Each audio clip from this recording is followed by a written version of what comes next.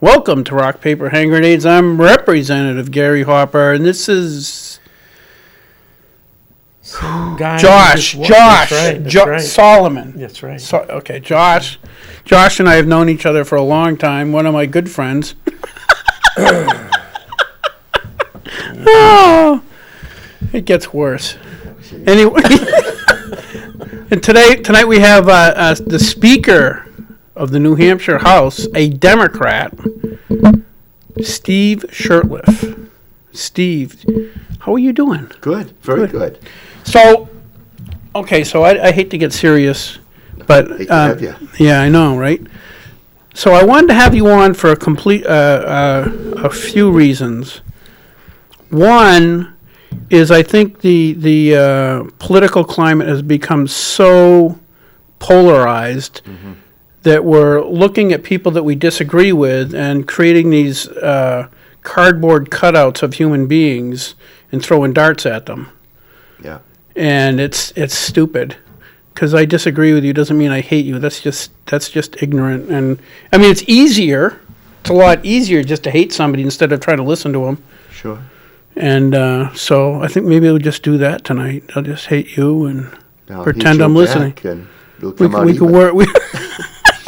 I We'll guess call I'll it a just have draw. to be the referee. Yeah, Somebody's got to do it. But that's Yeah. part of it. The other part is you volunteered for the service in 1966. It's kind of a long story. They'll take an hour. That's okay. We got an hour. Yeah. What happened? I graduated from Bishop Brady in Concord in '66, and I looked at my grades and SAT scores and knew I wasn't going to go on to college at that time in my life. So I went down to the Army Recruiter on Silver Street here in Manchester, and I said I want to volunteer for the draft. And this nice recruiting sergeant said, "Well, do you want to go to Vietnam? Is that what you want?" And I said, "No." I said, "My grades don't reflect it, but I'm not that stupid." And he said, "Well, if you enlist for 3 years instead of being drafted for 2, you don't have to worry about. They only send draftees to Vietnam." And I said, "Okay, sure, I'll take an extra year. I'll sign up." And so a year later, I was in Vietnam. I tried to explain to him I wasn't supposed to be there, but nobody Right. seemed to want to Nobody listen. cared, no. But that was one of my first life lessons. Yeah. So Trust yeah, but verify. yeah, Yeah, exactly. yeah. So Wow.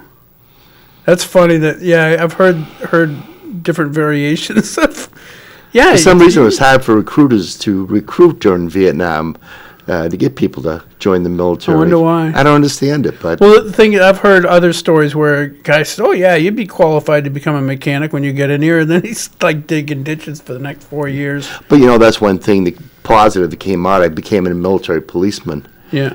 Go figure. But I got into law enforcement when I got out, and I retired from law enforcement. And I think the military, I thanked them for that.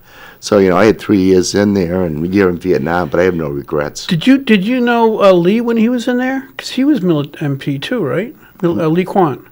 No, I didn't. Different Okay. times, I think. Different times, yeah. Yeah. So anyway, you went in 67? 66. 60. Yeah, got out in 69. To Vietnam, when did you get in? I went to Vietnam 67, came back in 68. I was So- there during the Tet Offensive and all that. Yeah, that's what I was going to ask about. Because Yeah. that was, I'd rather have your opinion than mine, but my understanding is that the Tet Offensive, which for the younger people is basically was Americans and South Vietnamese thought they pretty much had the war well under control. Yeah. And the Vietnamese threw everything they had at something called the Tet Offensive. It's a Vietnamese New Year's, and there's actually a ceasefire from both sides. Right. That's a very important Historically, holiday. there had been a ceasefire over the Tet holiday Right. for the last 3 or 4 years. Exactly. So it was assumed that this was going to be a ceasefire that was honored. Absolutely. Yep. Yeah. But it was an all-out attack, which I think militarily was not very successful, but politically was very effective Yeah. at turning American public against the war. Yeah. I was at a place called Lai Kay. It was the 1st Division. And they said, get in these deuce and a half trucks. You're going back to 2nd Field Force. And everybody said, well, at that time there was a U.S. Navy intelligence ship, the Liberty, that was captured by the North Koreans. And the big rumor was we were all leaving Vietnam. We were going back into North Korea. We were going to attack Korea. But they brought us to Second Field Forces, and they sent us out in the bunkers. And then I can still remember a Vietnamese policeman riding into our base camp on a motor scooter yelling, Buku VC, Buku VC. And then all of a sudden, everything, all hell broke out. Yeah. Yeah.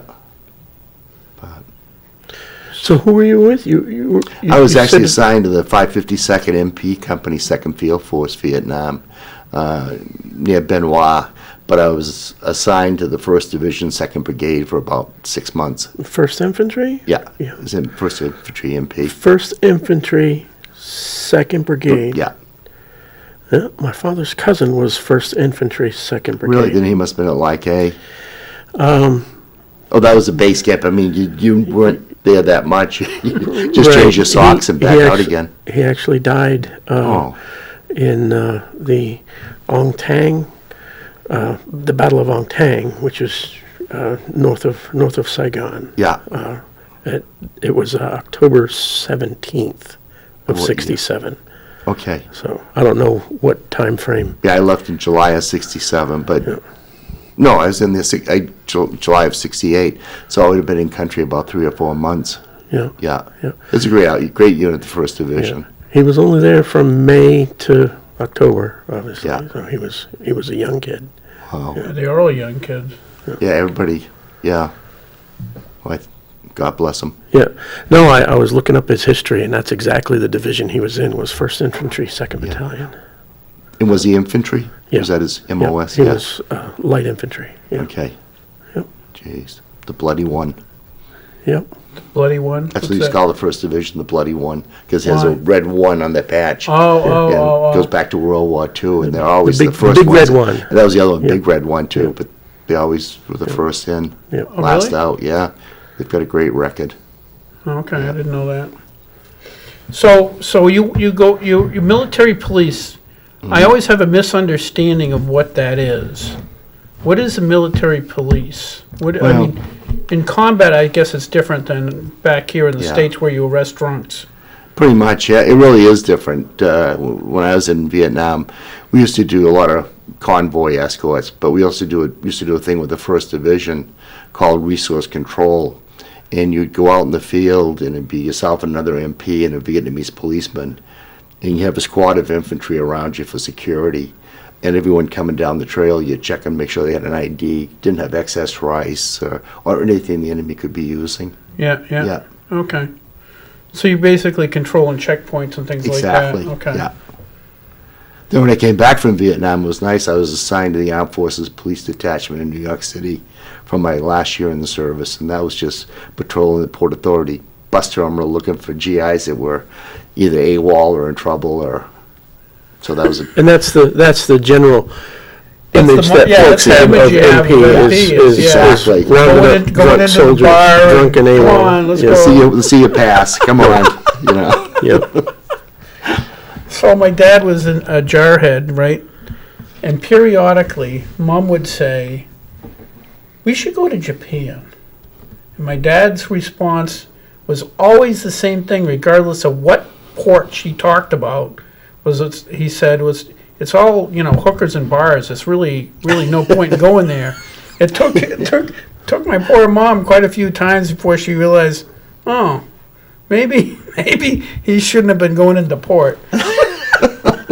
He knows what he's talking about. Yeah. Well, that's what the guys told me. Yeah. That's what the guys told me.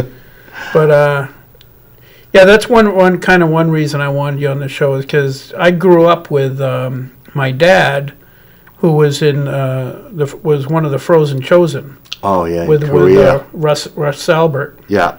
and That's real. They really don't get the credit. I didn't mean to interrupt you, Gary, but those that served in Korea in the early '50s never got the credit they deserve for what they went through. yeah. It really Well, is a same forgotten war. with Vietnam vets too. Well, yeah, you that's guys why got we you always guys wicked hosed. say welcome home to each other because Yeah. nobody else did. So Yeah. But anyway, so Dad was in the Chosin Reservoir, and there's very little he would talk about it. yeah, He just didn't talk about it. So I grew up with a dad who was the smartest person I've ever met, but he was constantly like on the verge, not the, I shouldn't say the verge of rage. That could have been a lot to do with me, but Yeah, maybe it had nothing to do with the war at all. yeah, nothing. But he was like, there was that thing right under the waves where you did not cross him. I had friends that would never come over to the house. He had never said anything to them, but he had that, that Clint Eastwood look. Yeah, He had Yeah. that in spades. I mean, he just intimidated everybody around him, and I know that a lot of that was just the fight or flight survival stuff that goes on in combat situations that some guys don't ever talk about or get over. exactly. I went back to Vietnam 5 years ago. Yeah, I and heard. and I went alone. That was a big mistake. And I was supposed to be there for 10 days, just by myself, not a tour or anything. What prompted you to? Well, I always wanted to go back and see Vietnam as it became, and not keep remembering like it was. I thought it might be kind of good for me, And so I went, and I left after the 8th day. I had to buy another ticket to get out, but it just hit me, They just celebrated unification, the anniversary of the North and South coming together, and everywhere you looked, you saw pictures of Ho Chi Minh. And I went back to where I was stationed, and before it was just fields and small village, and now it's all body shops and factories. And I just thinking back to what I'd seen there and things, and it kind of opened like floodgates. And so when I came back, I saw a counselor for a while, and it helped me a lot. But it just kind of floored me. I was so surprised to feel the way I was feeling, but I couldn't get out of there fast enough. Wow. But so I think if anybody wants to plans on going back, go with a group, or go with loved ones or something. Don't go alone. Yeah. Too much time to think. Yeah, it's my the weird thing is, because that's kind of part of why I wanted you on to talk about how you dealt with that, because I know that we have a pretty huge suicide rate from soldiers who go into combat and then come back. Mm-hmm. And my understanding is that it's the soldiers who come back and go into civilian life and then don't communicate with other soldiers are the ones that are most vulnerable to that. Because if you come back, either A, you stay in for 30 years, so you're Right. always talking to other soldiers. Yeah. Because there's things that you've seen that you can't share with normal people because they would be offended and upset, or Just don't want to hear it. don't Yeah. want to hear it, Yeah. which is sad. But somebody stays in, they always have somebody to talk to. Yeah. But somebody comes out and then isolates themselves. There's nobody to, like Dad, I'm sure had PSTD, Yeah. but never dealt with it. He didn't calm down, I think, till he's 50. Yeah. And so Well, it's like now I never have lunch in the cafeteria. That bothers me. And because I'm there, or well, that's part of it. Yeah. Well, that's when I first realized that I had this problem with the cafeteria.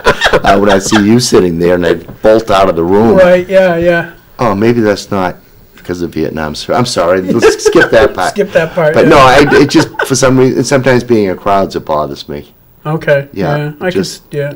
But you adjust to it. You understand it, and yeah, Is that the hardest part? Is just realizing what it is?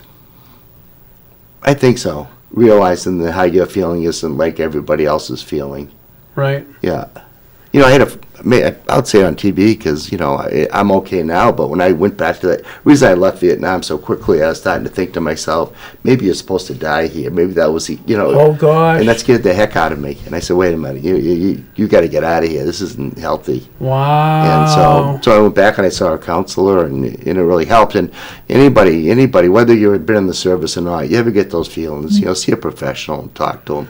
Well, the thing is, I think that's like Dad got a Purple Heart from his time, and he always felt guilty. He did not want to acknowledge he got a Purple Heart because there was always that guilt of why did I come back? Yeah. When he saw all the friends, it was one guy. I think he told me it was like this guy he was with, a black guy, jumped on top of him when they heard the mortar coming in, and he got ripped apart, but saved my dad. and stuff like that.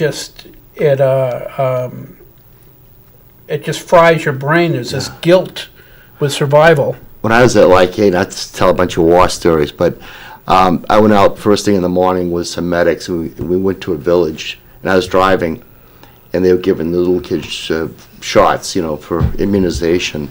And we were the first ones to leave the post in the morning. And that night, back at Hooch, a guy from EOD came in, and he said, you're a lucky guy, by all rights you should be dead. And I said, what are you talking about? He says, well, we sweep the road, and you guys left before we swept the road. You drove over, you were in the Jeep, the other guys were in a truck. You drove over a landmine this morning, but they buried it too deep so it never went off. Wow. And you think, oh my God, it just, thank you, God. I wore St. Christopher medal then, I still do. And, Yeah. I'm not that good a Catholic, but, I do believe in a higher being, and somebody was looking out for me. Yeah. Yeah. Yeah, definitely. Yeah, there's so much way God has of helping us out, even when we don't know it. Exactly. Yeah. But And it's not always necessary that we even believe in Him, because He definitely believes in us. that's true. You know Yeah. what? As long as it's got to be a greater power than us. Well, we should hope so. Yeah. Boy. Otherwise, We're for a rude awakening, so to speak. But So when you came back after your visit, yeah, what did they do to help you? I tried calling VA a couple times. Kept getting it. Had a number for him, and it just kept ringing.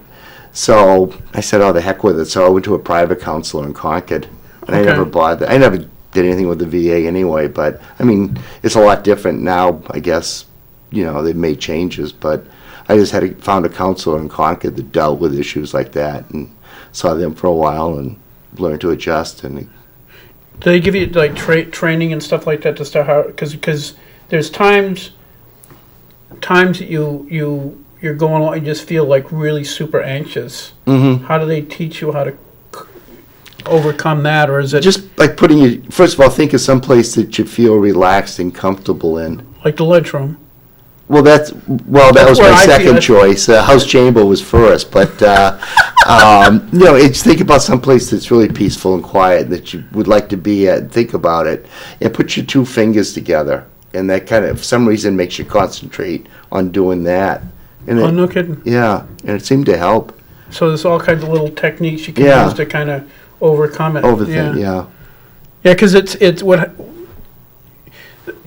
one of my inferior motives for having you on is because I want to talk about this, because a lot of people have that anxiety and turn to self-medication. Yeah. You're Right. drinking, drugs, and which I think temporarily relieves the anxiety, Yeah. but long term, it just amplifies it over time. Yeah, I'm a life member of the VFW and the Legion, but I never go because once in a while you'll see somebody there because beer and alcohol is cheap, and you know what they're doing. They're just self-medicating with Yeah. alcohol, and it breaks your heart, and it shouldn't be that way, and there should be a way, I guess, to reach out to them and give them the help they need. Well, yeah, because right now it's like you're on the radio all the time now. I listen to AM radio, and you're on all the time. Oh. For the medication, there's something coming up with disposing of unused medication. Oh, yeah. There's a big push now to get that away from kids. People, I do it myself. You get prescriptions from a dentist because you had a tooth pulled, and you forget about throwing it away, and it's still in the medicine chest, and kids getting into it. What a way to start your day, hearing me on the radio, huh?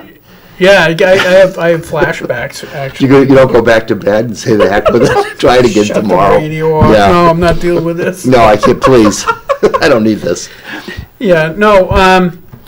But yeah, so there's a lot of people that have had things happen in their childhood, Mm-hmm. and they self-medicate. Yeah. And as much as like the advertisement, I forget what group it was for. You did it for. Yeah.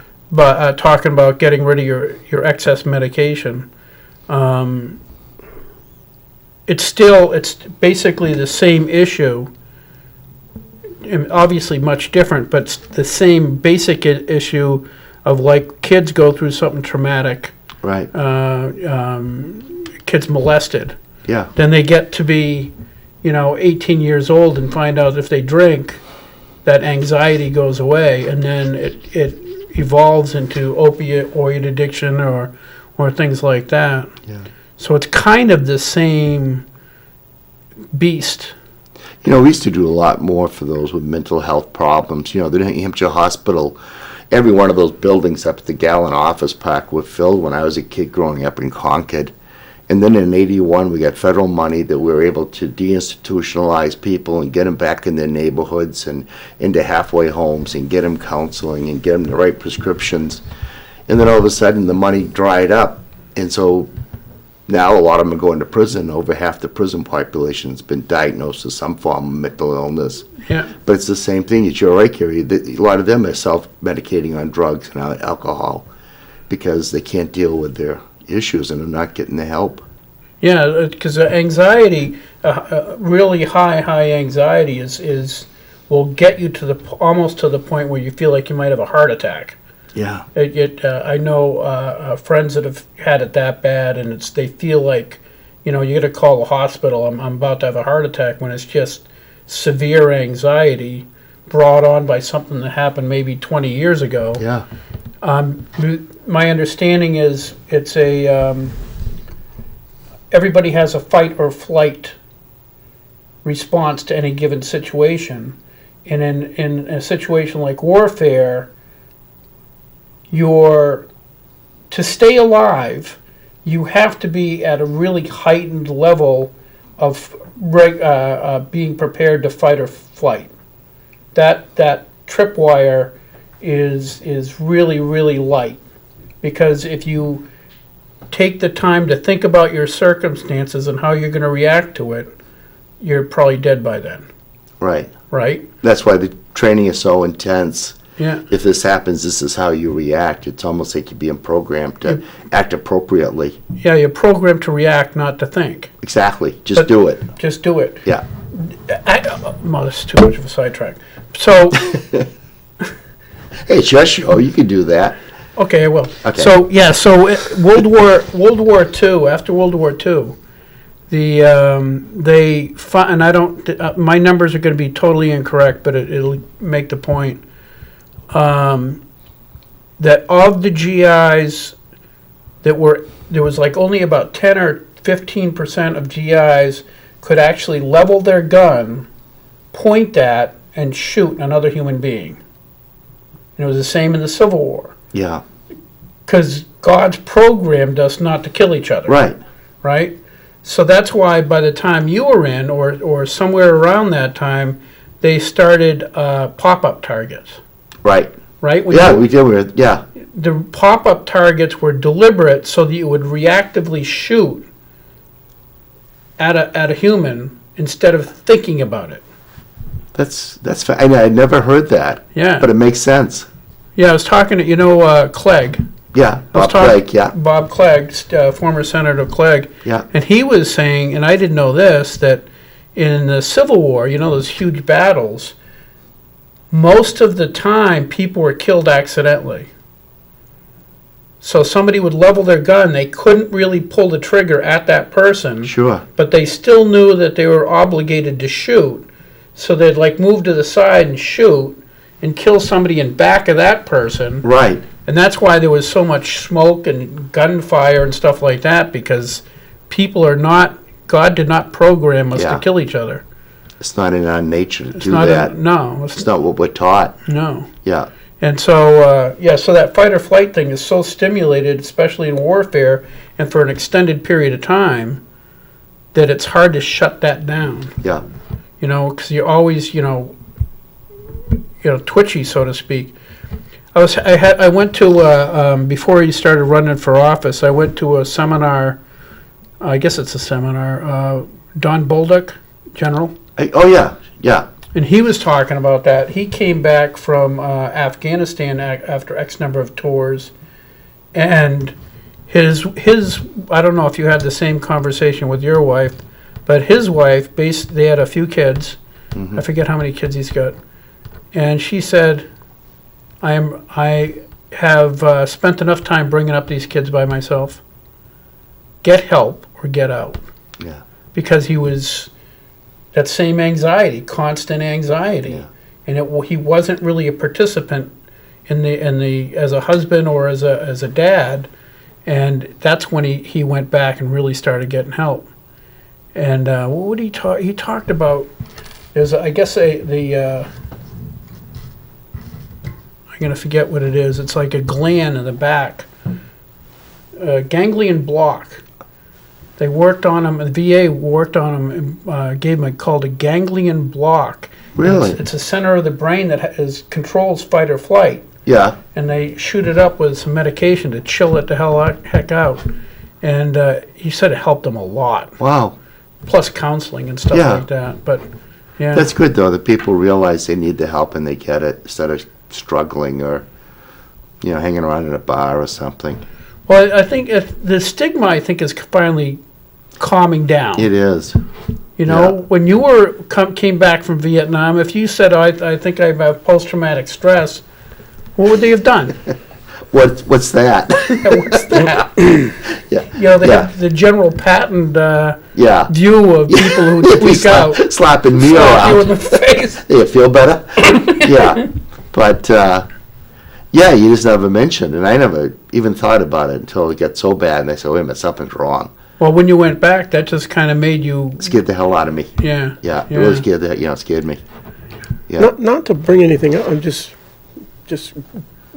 maybe we call it morbid curiosity. The landscape was so much different when you went back. It was. Of course, it was also, like you said, lots of pictures of Ho Chi Minh and Yeah. whatnot. What came over you? What was the?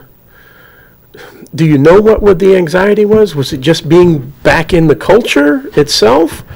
I mean, because if the landscape was that much different, you wouldn't have recognized much. Yeah, but I could. Little things.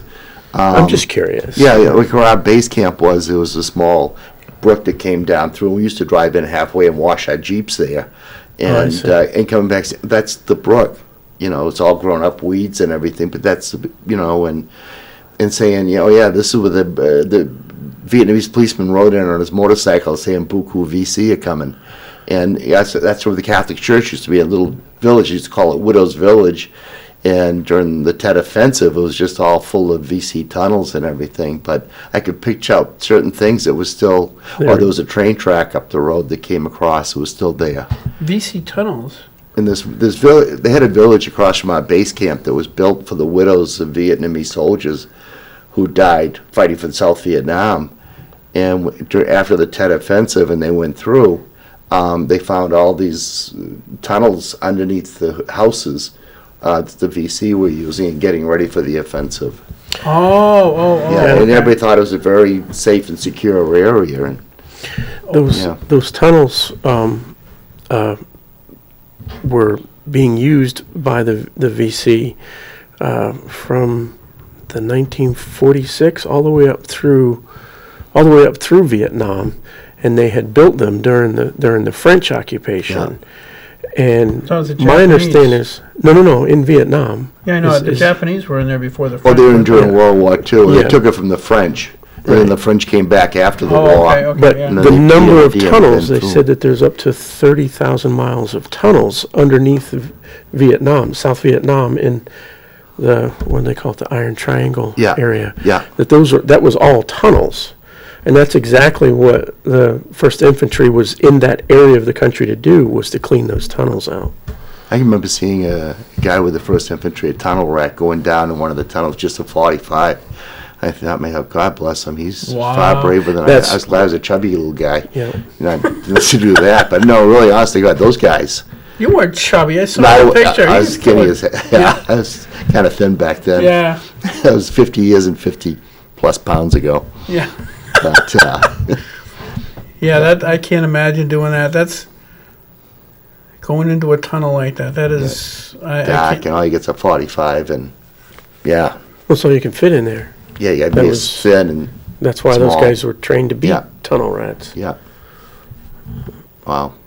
Yes, yeah, it's amazing what, So those tunnels were still there when you went back? No, no. Well, actually, they have them in Cu Chi. They were there when I was there before in '67. But in Cu Chi, they have it's a tourist attraction. the tunnels are? Yeah, they Americans, everybody goes and they go down in the tunnel. They've widened them to fit the Americans, but yeah. they get out and yeah, Like me? yeah. But you know, everything there was, you know, the war of American aggression and all this stuff. And Yeah. you heard people were very nice. You know, like very very nice people. Nobody treated me bad. But you see the propaganda stuff, and yeah, gee, Is it all capitalist now, or is it communist capitalist I think version? it's a cross bred between the two. Yeah. But you see a lot of nice cars and a lot of high rise buildings, and you know, a lot of obviously the industry's good. So is the economy similar to like China, where the communist government runs everything, and certain people are allowed to still have profit? Yeah, that's what it seems. Yeah. Yeah, and the Chinese, of course, supported the Vietnamese in the war. You know, everything was Yeah. Chinese communists, everything, guns and grenades. And now there's a big feud going on between the two countries, and they're not too friendly anymore. No. But Yeah, I heard that the Chinese and the Vietnamese weren't all that chummy over the years. They had their disputes, yeah. but Well, in fact, a few years ago, the Chinese found a way to take over the PA system at the Ho Chi Minh High Saigon Airport and started putting out pro-Chinese propaganda over their own PA system. I mean, it's kind of petty in a way, but boy, you guys really carry a grudge. wow, that seems kind of stupid. It really does, but Because then you're letting people know that yeah, you have that kind of control. It seems kind of like you'd keep it under the waves so they don't know. But that's pretty funny though. yeah. Vietnamese didn't get to see the humor of it. No. Maybe that's you and I don't Yeah, know. no, but that is pretty I funny. thought it was kind of funny myself. Yeah, I wouldn't be surprised if this broadcast isn't going out in Chinese and we just with American subtitles. Nice. You're a big hit in Beijing. Yeah, big hit in I think so. Oh wait, I got a couple of really wonderful friends who just went to China. They did a tour. Mhm. They went up to Tibet and they went around I think is it the Yalu River? Is that the big one? Or the- Yeah, that is a big river. Yeah, it is a big river. In China? It's a big river somewhere. Somewhere. Why not China? Why, exactly. So anyway, I said, so what'd you think? They said they're just so glad to be back in America Yeah. because they were constantly being watched. Their tour guides were very, very careful about what they said or wouldn't say. I think they went into what's where the guy had the standoff.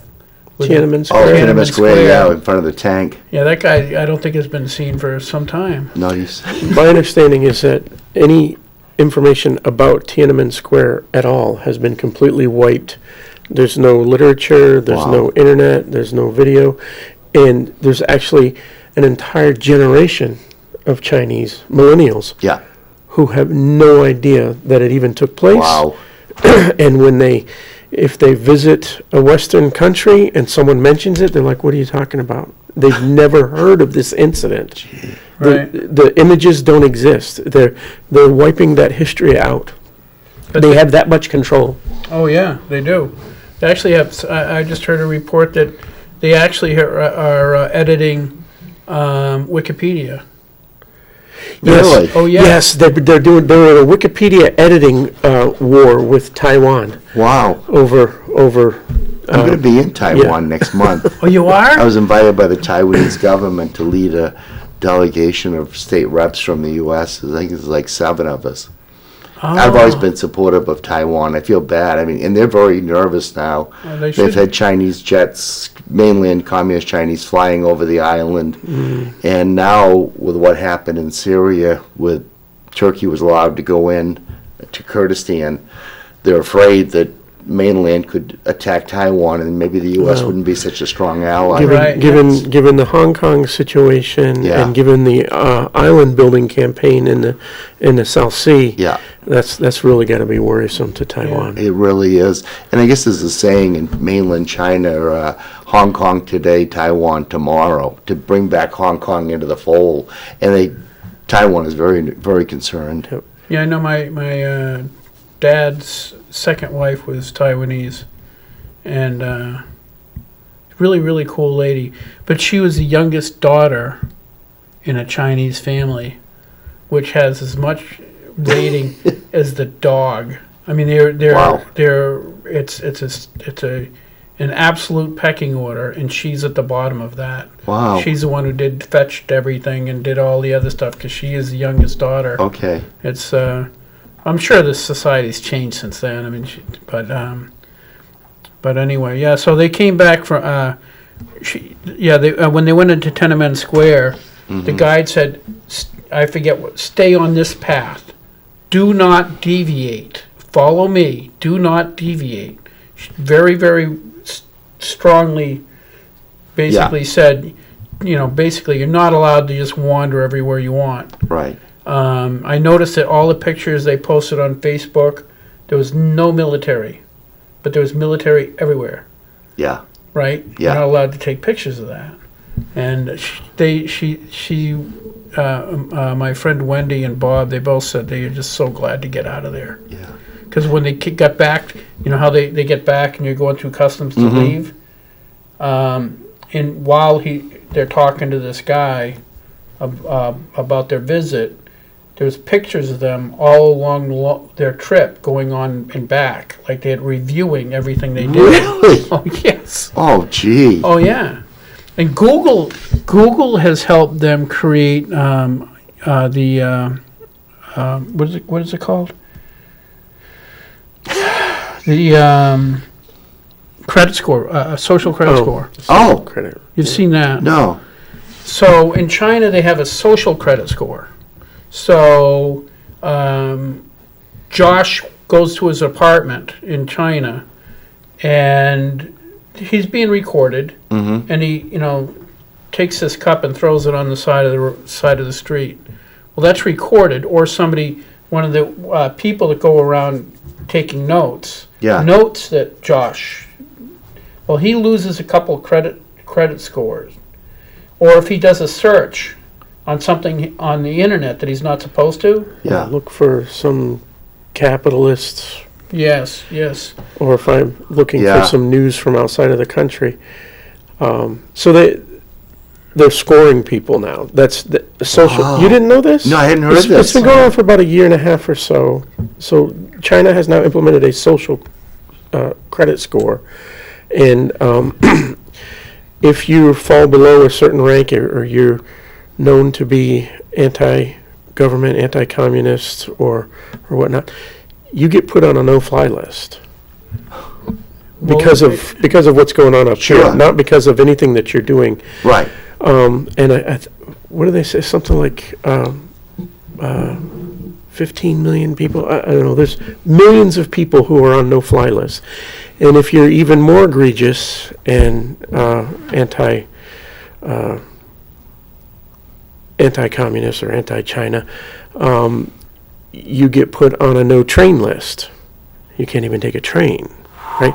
So the social credit score affects you financially, affects your ability to travel. Yeah. Like, so anyone below this social credit score is considered a risk of defecting if they get on a plane and Yeah. go on vacation, right? But So- it'll go further and start making it so you can't go to certain stores.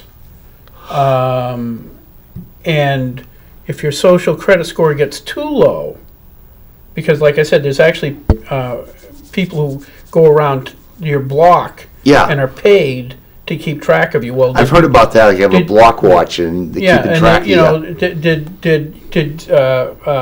Steve Shirtliff, did he get in an argument with his wife again last night? Mm-hmm. He was rude to the neighbor and this and that, and so your social credit score gets too low. You have the option of building it back up by giving to charity. So if you give some of your money to charity, the great thing is, you know it's going to be spent well because the government is the charity. My goodness. Oh yeah, but anyway, so yeah, so they were super glad to get out of there, and that was a pretty good tangent. Does that have Jeez. anything to do with Vietnam? Well, Is Vietnam the subject, or is No, hard post-traumatic- subjects are the no. subject? The subject was how he's dealing with post-traumatic stress and what to do about it, what soldiers that are listening, where they can go to get help and things like that, but I think we deviated from that a bit. Yeah, we did. it's fascinating, though. It's interesting. Oh, it's I can crazy. see someone starting that in this country, like a Facebook thing. Yeah. What's your social status? And Oh. people, Oh, don't they'll give the idea. don't think that it hasn't already started to. Well, they just went to Congress trying to get the okay to have a Facebook currency. I heard about that, and they're very concerned about that. Yeah. It should be. Oh, Because, if you upset the Facebook gods, all of a sudden you can't Yeah. buy anything with you get $10,000 in Facebook currency. Yeah. The next thing you know, you can't spend it because you're a bad boy. Gary, it's your show, but let me ask you a question. You don't have to answer if you don't want to. This thing on Facebook where, what's his name, says, any politician can say anything. We can't block speech, even if you know it's completely a lie. It's all right. Right. And I just thought, my own feeling is a lie is a lie. And if you can't do it on television in an ad, why should you be able to go on Facebook They and do say, it in ads all the time. yeah? I think so. Yeah. Yeah, I am naive, aren't I? Yeah. I mean, there's people lie all the time on Facebook and every Well, place. Facebook, they allow it, but the hardest thing is trying to find out what the truth is. yeah. Well, you've seen that. You've been up in the New Hampshire House, not as long as I have, but pretty close, right? Nobody's been there as long as you No, have, has they? no. I mean, That's why I don't you were want. there for the first opening Yeah. session. Yeah. Right. Yeah. I actually signed the first Constitution. So Oh, you're there, Gary Hopper. Oh, okay. yeah, you got to look. You got to. It was in disappearing ink. That's I what didn't want Gary to was get spelled caught. wrong, I think. Yeah. So, yeah, you've seen Yeah. in the House where you'll see something happen, and then you'll read it in the paper and go, "What?" Oh, I know. You're right. That's I don't remember it That that ain't way. true. I I was remember there. that. That I didn't was- happen. I was like right next Yeah. to that, and that's not what happened. Yeah. So it's trying to figure out the truth is, I think, Yeah. probably the hardest thing people do now. Really. That's true. You can listen to Fox and you'll get one set of Mm-hmm. reality, and then you listen to CNN, you get a different set of reality. So you got two people that have completely different sets of information, hating each other because Yeah. they're both misinformed. Or they both believe what they're saying is true.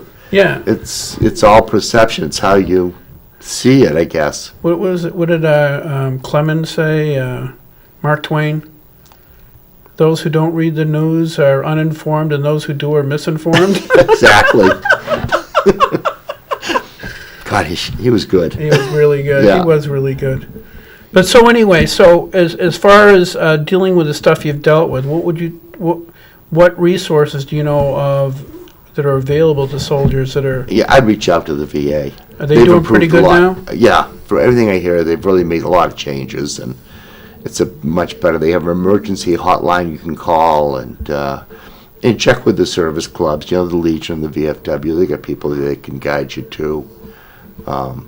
But the main thing is just talking about it, Just talking to a professional. or at Yeah. least another GI that you can You know, trust. somebody, yeah, exactly. Somebody that maybe has been through it can understand and say, what you're thinking. A lot of us think that way, or feel that way, and you're not alone. It's not just you. You think, what's wrong with me? And Right. you hate to say it because you think, well, maybe I'm the one that's different. Everybody else isn't thinking like this. But, Yeah, I've always thought that about myself that way. well, that's true, Gary. Yeah. Yeah. Yeah, This is actually right. going to be an intervention tonight. Yeah. Trying No, to get you the help you need. Thanks, brother. Mm-hmm. So yeah, I think it's the same thing that happens in like Alcoholics Anonymous, Yeah. where if an alcoholic is talking to somebody who is a teetotaler, they're not going. The guy drinking tea isn't going to get it. No. They're not going to get the obsession and the desire and the compulsion or anything Right. else. And they look at somebody who's an alcoholic as just being weak-willed. Yeah. You know, just don't drink. Just Just stop. don't do it. Don't do that. Yeah. You know. Yeah. It's Which- not that simple. No, I wish it is was. not. That's if it was. It was the same thing with somebody who's got post-traumatic stress. That anxiety is real. Oh It yeah. is, and like you said, when you're over there, maybe I shouldn't have returned, or Yeah. maybe I was destined to Die here. die here. That is such a horrific thing to think, Yeah. but absolutely understandable. Yeah. Right?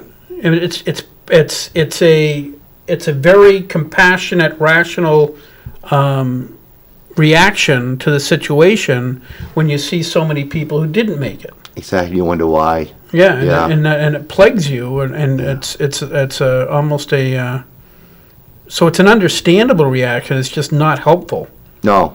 and not having to be able to talk about it, and the same thing with other GIs. Like I said, my dad, you could tell he felt guilty Yeah. because he only got a Purple Heart. I think he would have felt better of himself if he was got really wounded or something. Yeah. But Permanently maimed or something. yeah, so at least he had an excuse for surviving. Yeah.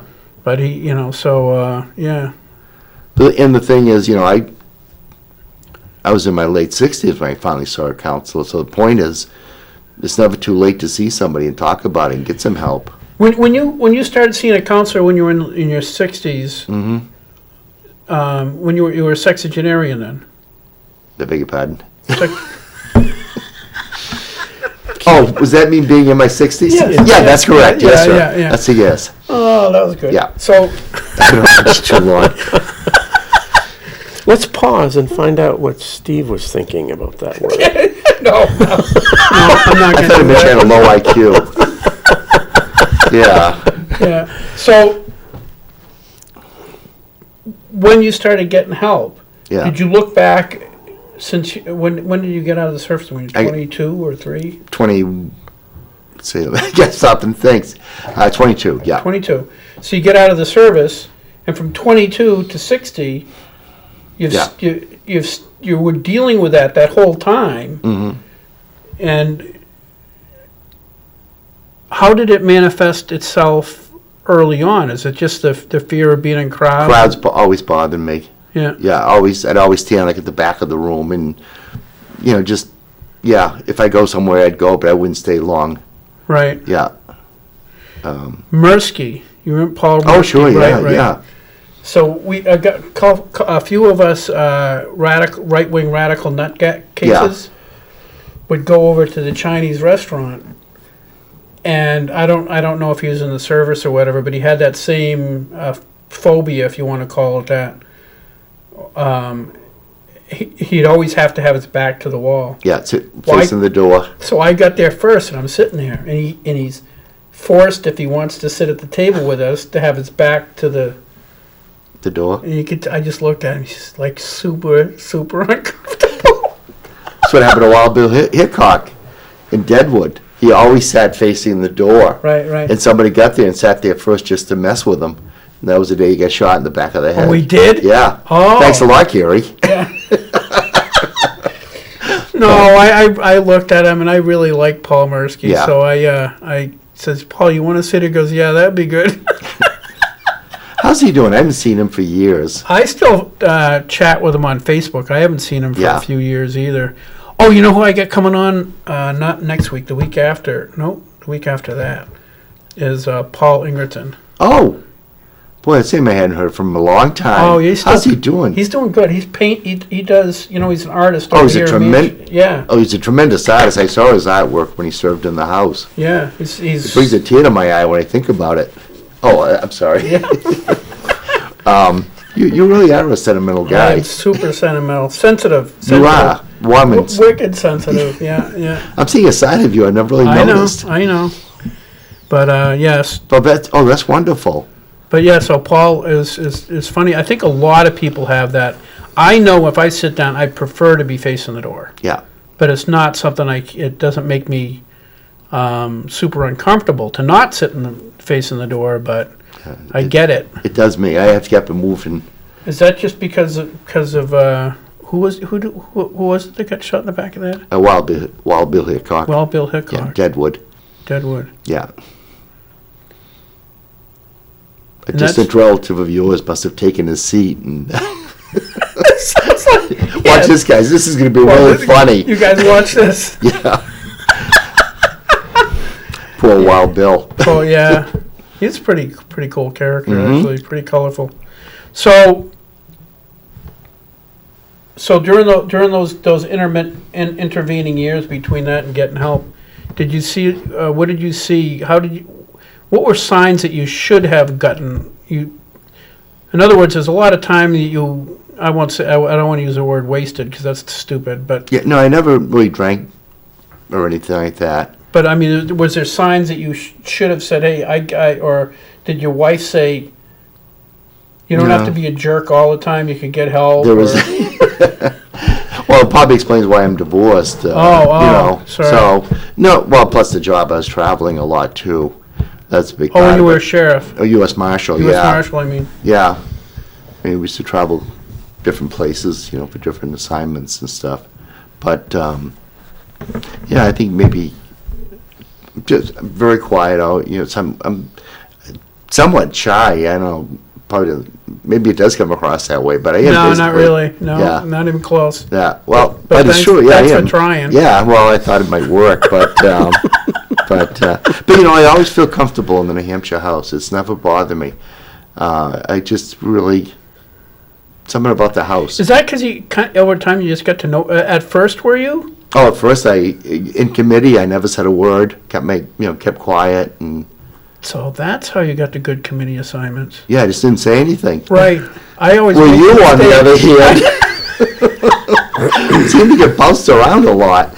A little bit, yeah. Well, just that one Just session. that one session, yeah. The dark years. The dark. But that's one thing as being speaker.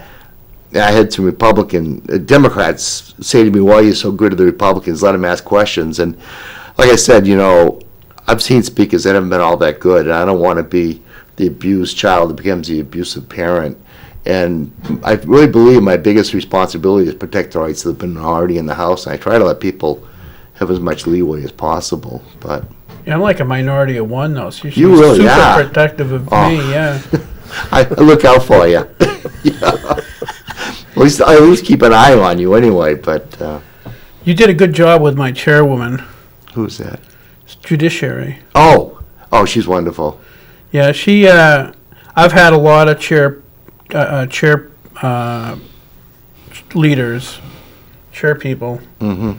since I've been up there, and I was one of them for a brief time You were, weren't you? till they pissed off the speaker. Yeah. And Marjorie is really, really fair. Yeah. She's the best as far as fairness. I had Betsy McKinney my first term in Oh, yeah, Fish and Game. Okay. And she's a pretty darn delightful lady. Nice woman. Yeah. And so I didn't notice it as much then, but on judiciary it gets pretty confrontational. Oh, Ken, some of the subjects, Yeah. end of life and End others. of life and Yeah. all that stuff. And she is super fair, Yeah. super reasonable, and involves the Republicans in decisions.